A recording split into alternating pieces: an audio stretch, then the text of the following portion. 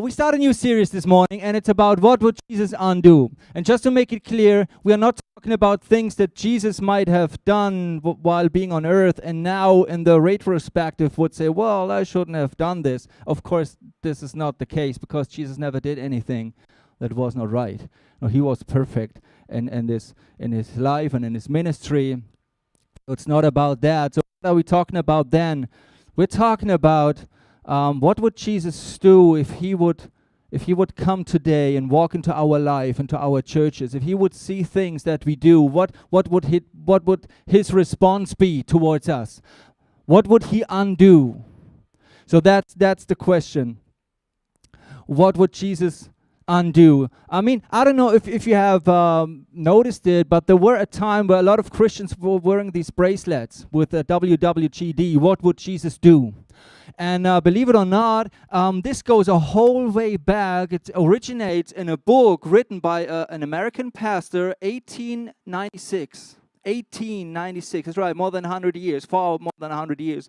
And this book was called In His Steps.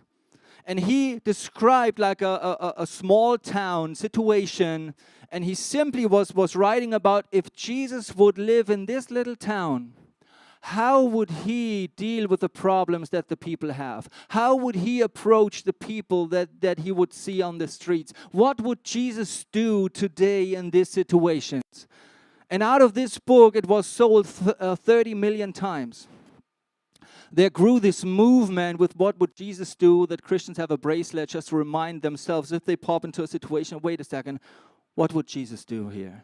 How could I be a little bit like Jesus? I have a bracelet here, but it says pray first. It's not WWJD, but it's the same idea. I want to pray first before I act. So what would Jesus undo? I don't know if you have ever had the situation that you wanted to make a present to someone. You want to give something to someone and it needs to be special. And you think about what might this person like and what is he maybe collecting, what is this person into, how can I really make the best out of this present? And you're researching and you find something and you find out that it's very expensive.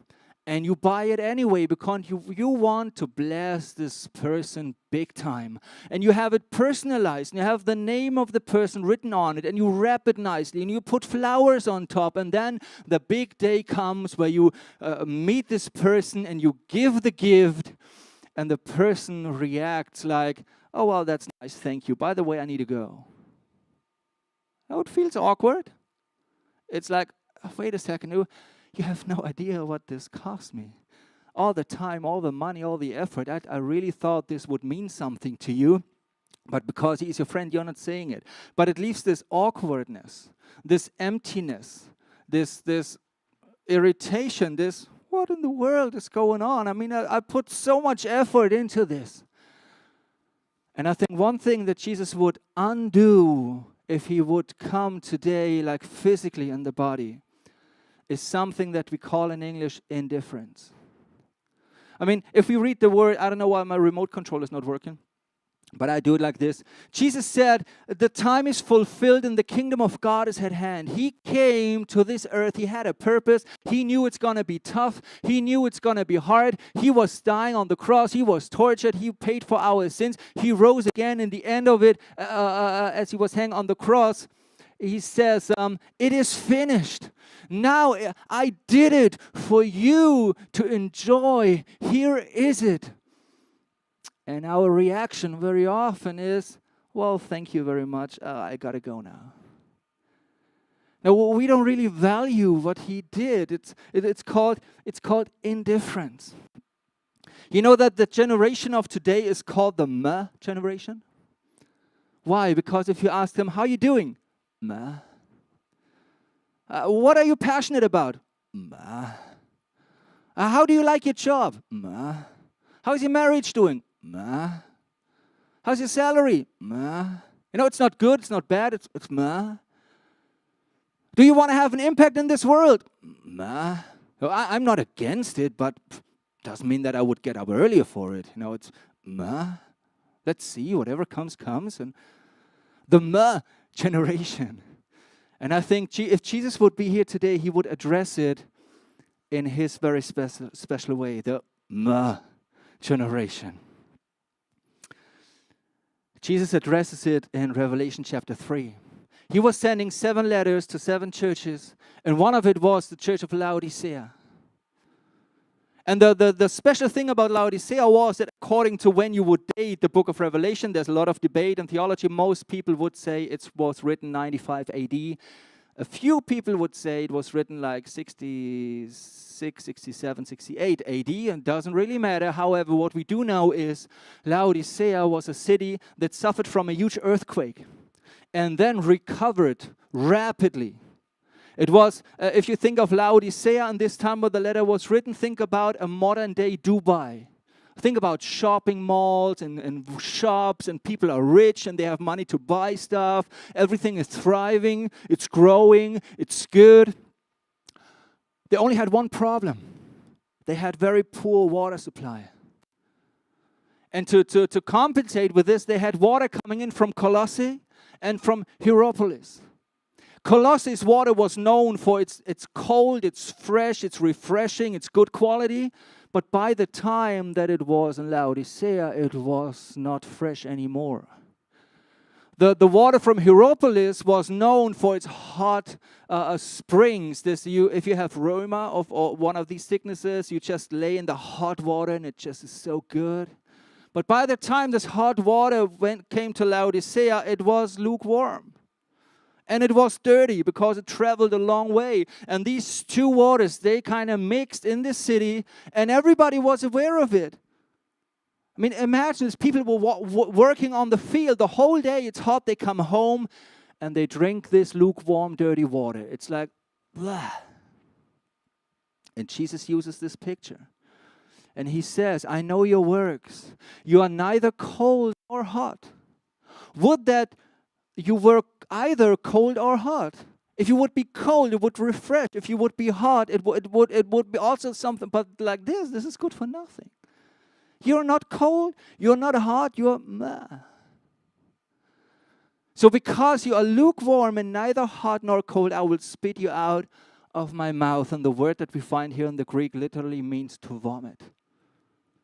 It is this moment when you play soccer in the sun in summer, and you forgot your Coke next to the field, and you just need to drink, and you open it, but you forgot that it was standing in the sun. Have you ever tried that? You expect the cold freshness, Coca-Cola is it kind of moment, and what you get is this lukewarm, warm, brown something, and you spit it out of your mouth. You even empty the bottle because nobody can drink this. It's good for nothing. And Jesus addresses this in this church. He said, you are meh. You're not against it, but you're also not for it. You don't mind if people come to church, but you don't really care either. You come, you sit, you enjoy, but this is not what I came and died for. This is not what I had in mind as I said, it is finished. I was dying for a church who would like taking this and going for it with passion, understanding what it cost me. So let's talk about indifference. What would Jesus undo? Today we talk about indifference. I have 2 take-homes for you. The first one, what causes indifference? What can cause it? One is addressed in this book right away. The illusion of self-sufficiency. The people were rich there. They had good jobs. They made good money. Everything was fine. They had health care and good salaries and 13-month goodness. And just, it's easy. It's like if I talk to people today, how is it going? So, well, good. No, I have Netflix. I have Spotify Premium. I meet with my besties in the Starbucks. I have my decaf cappuccino with lactose-free milk, not too hot, a little bit of steam. No, it's good. No, it's good. I don't need anything. I'm doing good. I have an iPhone. I have an iPad. I have the upgrades. But still, how's your life? Meh. What is Jesus saying? For you say, I am rich. I have prospered. and I need nothing. Not realizing that you're wretched, pitiable, poor, blind, and naked. That's tough. Jesus says, that's right, you're doing good. You have all these things, and this is not the problem. Having things is not the problem. But you miss out on this very thing that makes your life special. What is your passion? What is your purpose? Why do you get out of bed in the morning? What drives you? What gives you fulfillment? What is it worth for you to just stand up and take risk and going for it if you don't have it? You're poor, blind, and naked. The illusion of self-sufficiency. We have many things, but what the church often lacks is passion. What the church often lacks is people who understand that we are on a mission. People whose heart is broken about 100 people church in a city of 500,000. People whose heart is broken because they understand how high the cost was. And so many times we don't have it. I'm preaching to myself this morning as well. It's like a wake-up call to all of us. The second one, distractions there's a typo in it, distractions of the world. I was reading Mark 4 lately, and this scripture where it says, other seed fell among thorns, the thorns grew up and choked it, and it yielded no grain. In and choked the word, and it proves unfruitful. Now there's this parable about these 4 soils, and most people know it. But what really was clear to me was that it's not that the one person is like this soil, the other person is like this soil, the other person is like this soil. I think that we all have all 4 of them at times in our lives. Do you not know situations where God said something to you, but you lost it on the way? It's like the birds came and picked it away. You need to be reminded of it. Do you not remember situations where the word was like putting in the soil of your heart, and you were excited about it, but it had not much weight to it, and after a while you forgot about it. 2 weeks later it was gone. The second soil. And the third one. Don't think of it as like these people who receive Christ and then all the stuff of the world comes and they are lost again. No. This is us. If we are not aware of it. Jesus says, and others are the ones sown among thorns.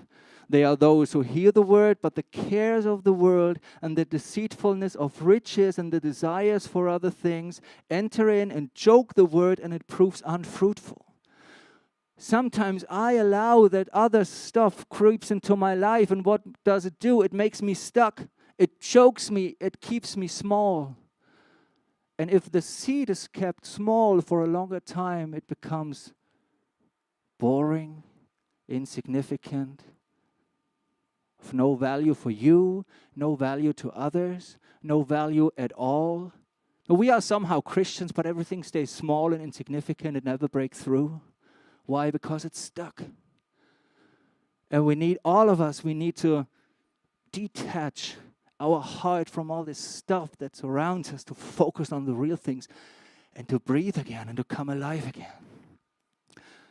I have it with Hadassah often that we keep on going. And everybody, if you know, we live busy lives, but sometimes we look at each other and we say, this is distraction, right? We are so distracted by all these 105 little details that we do not focus on the most important things. And what is the most important thing? What am I called for? What is my purpose? How is my family doing? Getting these things advanced, coming back to what really matters. The problem is that many people do too many good things. That's a tricky one. Because instead of doing 10 good things, you should do 2 great things. And that means that you have to say no to 8 good things. That's hard. Now you are involved in 35 little groups and everything has a good purpose. Everything is nice. Everything is good. That's good. But you are stuck, insignificant, you have much more power if you focus on 2 great things instead of 10 good things. But the tough one is to say no to 8 good things. That's why many people don't do it, because it's good. Yes, it's good, but it makes you stuck. Let me give you 6 things that can cause indifference. The first one, often we are more concerned about impressing people than living for God. And this is something that crawls in us because we want to be liked, like literally liked on Facebook.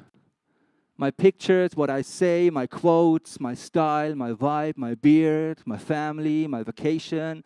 The more likes I get, the better I feel. If I only get 10 likes for a picture, I think, okay, maybe I offended somebody. Maybe I shouldn't post it anymore. Well, no.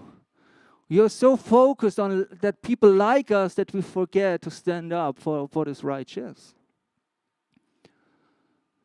You know, I want to do something here this morning, and you might find this a little bit weird, but I thought about it, and I thought, okay, we do it anyway. It's a little bit weird because I want to quote three quotes from a movie that I don't really like. I was with my wife. I saw The Greatest Showman. Whoever saw The Greatest Showman? Okay. Thank you. Booker, you saw Showman? No? Okay. This is a movie that you take your wife, you go and see the movie and to show her that you really love her. And after this movies, you might want to hang out with your buddies and watch something else. You know? I mean, I came out of this movie, and Hadassah asked me, how did you like it? And I said, honey, this was Disney for adults.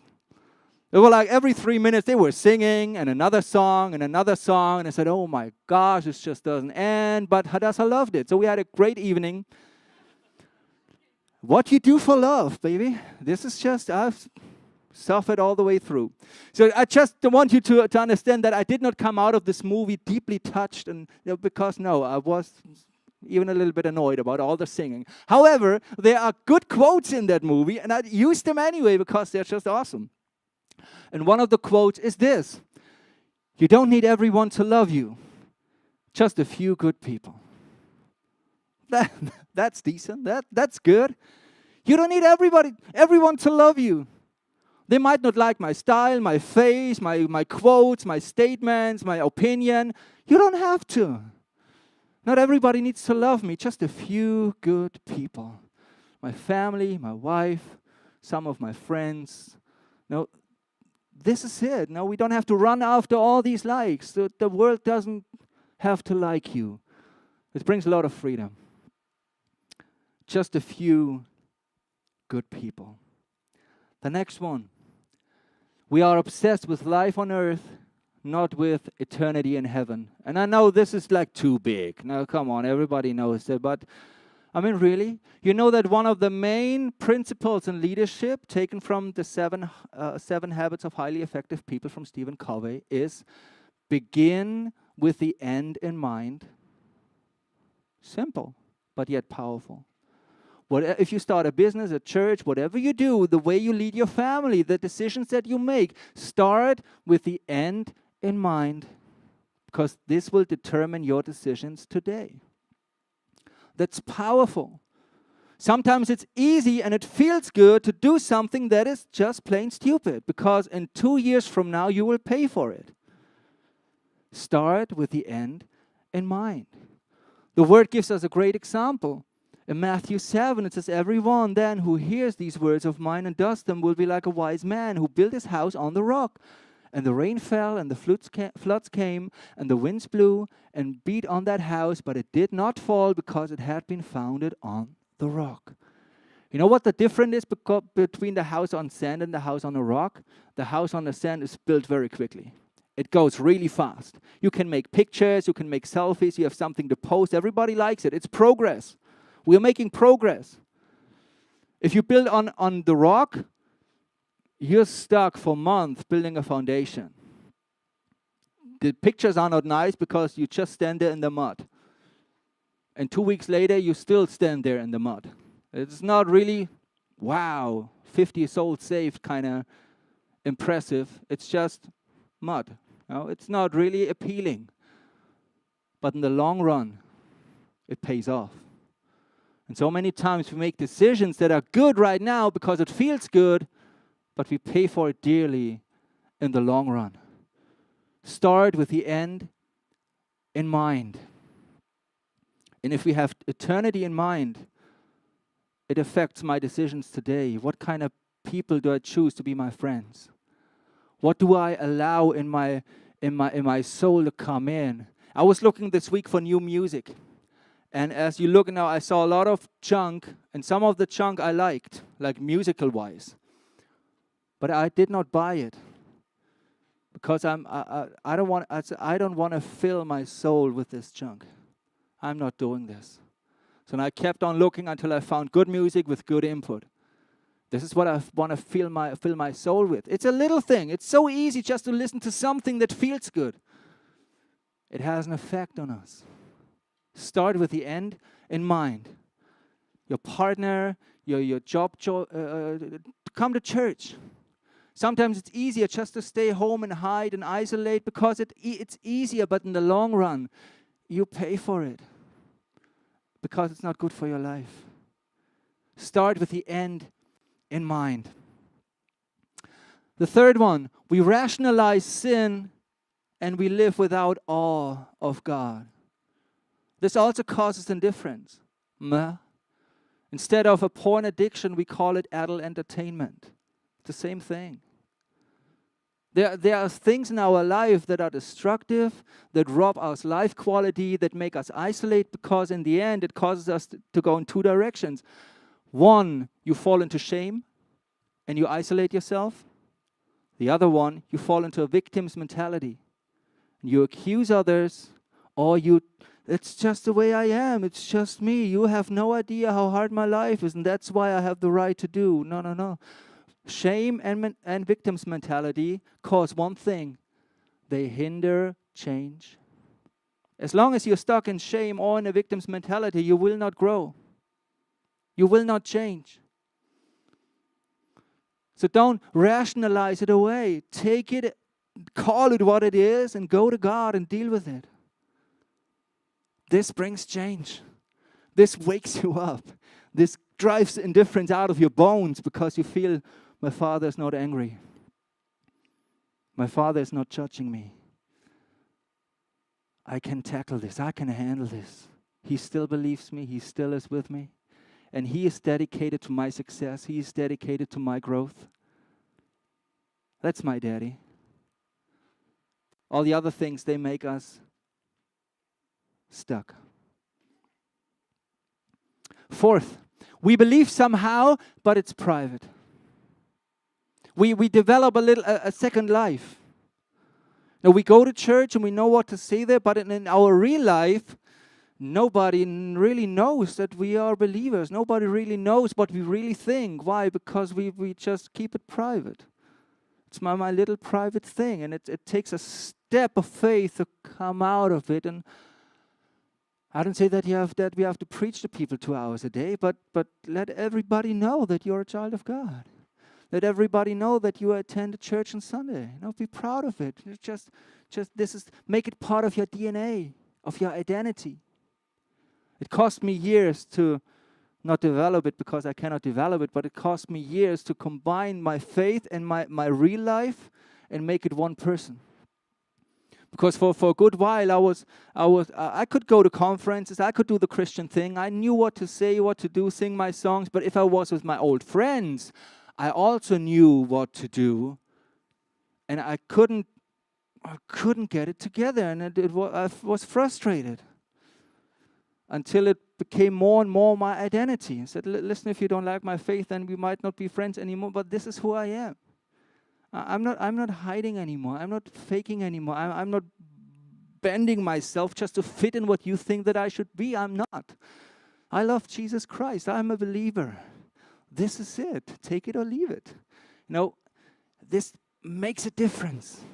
Not aggressive, not mean, not arrogant, but just be yourself all the time. Be yourself all the time. We only turn to God when we need Him. This also causes us to shrink back in our faith. I mean, this is not what Jesus died for. Jesus wanted to have a relationship with us, a daily relationship. And if Joel, my 7-year-old, if he only comes, if he needs me, that works for a while. He is my son, I love him, that's awesome. But if he keeps doing it for 15 years, no, we don't have that much of a relationship anymore. And Jesus came to have this relationship with us. Not just solve our little problems and then we live our own life again. It causes us to be indifferent. I have a problem, God, why do you allow this to happen? Problem solved, okay, I live my own life. Doesn't really work here. Number 6. We allow the world to influence us. We are not the salt of the earth. As we've been to Alabama, we've been to the Church of the Highlands conference, Pastor Chris Hodges said something that I found this really, really nice and profound, if we understand it right. He told a story that when his kids leave the house, then they always have this little back and forwards quote going on. So he would ask them, before you leave, who are you? And the kids would say, I'm a Hodges. That's his last name, I'm a Hodges. And he would say, that's right, you're a Hodges. We are not influenced by the world, we influence the world. And this is how they go out. And I like that. It gives us, who are we? We are Christians. We don't have to be ashamed. We are not influenced by the world. The world, you better watch out when we open the door and go out, because we are here now. There's something beautiful in it. A next quote from The Greatest Showman. No one ever made a difference by being like everyone else. Hello? If we walk out the door, understand we are called to be different. We are called to be the difference in this world. No one has ever made a difference by being like everyone else. I like that. You see, there are good quotes in that movie. After all. And I found this is a piece of the Old Testament, but it shows God's heart. It's Deuteronomy. And the Lord will make you the head and not the tail. The Lord will make you the head and not the tail. And you shall only go up and not down. If you obey the commandments of the Lord your God, which I command you today, being careful to do them. And if you do not turn aside from any of the words that I command you today, to the right or to the left, to go after other gods, to serve them. With other words, if we just stand up for God, He wants us to be influencers in this society. He wants us to be the head and not the tail. He wants us to set the tone. He wants us to set the new trends. He wants us to be the salt in this society and not just the people who copy it, what the others do.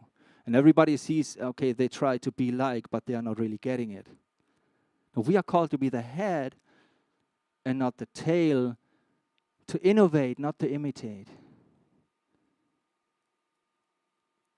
This makes our life exciting. If you understand this, that you are called to bring change wherever you are, there's no place for indifference. Let me challenge you with this last one. In order to not fall into this indifference, if you feel choked by all the thistles and thorns and stuff in your life, everything is kept small, it's boring, it's vague, it's gray, it has no real impact on your life or on other lives, how can we get rid of it? Do every day one thing that you cannot do by yourself. Try to do one thing that challenges you, that stretches you. What could it be? To talk to this one person you know you should talk for a long time, but you never dare to. To forgive someone you know you should forgive this person, but you never got around to do it. To step up and say hello to someone where you feel this person would really appreciate it. To join a lifeboat and let other people get to know you with all the risk that comes with it. No, everything is filled with these little tiny things that we wouldn't do out of our natural being, but said, Lord, you need to help me, and then I can do it. This keeps our relationship fresh. This keeps it exciting. This causes us to be the difference, to be the change. Take one of the blue cards and where it says just a little extra to show you that God loves you. I love to hear your stories about this little card, and I have my own stories. My temptation is that I do something during the week just to have something that I can tell you on Sunday. That's why I'm not telling you about it. But I try to do what I preach here, and the results are wonderful. Tiny, huge, they touch people's life. I just wanna give you that. I just wanna do something for you. This is a wonderful moment. And one by one, little by little, we are getting there. So, the last quote from The Greatest Showman. The guy says pretty much in the beginning of the movie to his wife, "This is not the life I promised you, not even close." And I had to have the feeling sometimes that this is also that Jesus says to his church, what you think that Christianity is not the life I promised you, not even close. We haven't even touched the surface yet. If you are willing to just open up and go all in, it's like Alice in Wonderland. He will lead us down the rabbit hole and shows us things that we have never thought or imagined. This is not the life. If your Christian life is boring, gray, if you have the feeling that year in, year out, you go to church, you sit, you sing a few songs, and this is it, let me tell you, this is not the life that He promised you. Not even close. He has something for you far, far better. And He has something for this church far, far better than what we have seen so far. If we take Him serious, stuff will happen.